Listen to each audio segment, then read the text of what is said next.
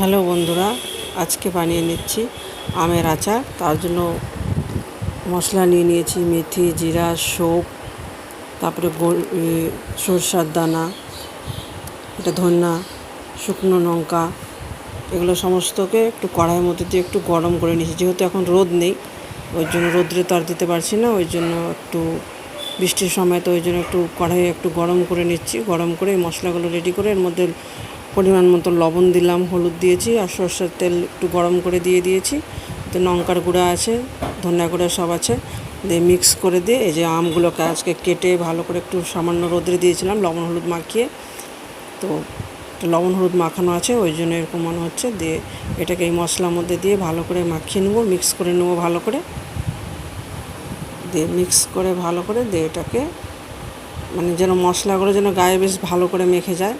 তেল দেওয়া আছে, তো মশলাগুলো বেশ গায়ে লেগে যাচ্ছে। দিয়ে তারপরে একটু বয়ামের মধ্যে দিয়ে 2-3 দিন রেখে দেবো, তারপরে রোদ্রে দিয়ে দেবো, পরে আবার তেল দেবো, তখন আপনাদেরকে দেখাবো। এখন তো শুধু বয়ামের মধ্যে ভরে দিলাম মশলা এটা মাখিয়ে, এখন রোদ্রে দিয়ে দেবো। মশলাগুলো মাখানো হয়ে গেছে, বয়ামের মধ্যে সবগুলো ভরে দিয়ে তারপরে রোদ্রে দেবো, 2-3 দিন পরে যে তেল দেবো।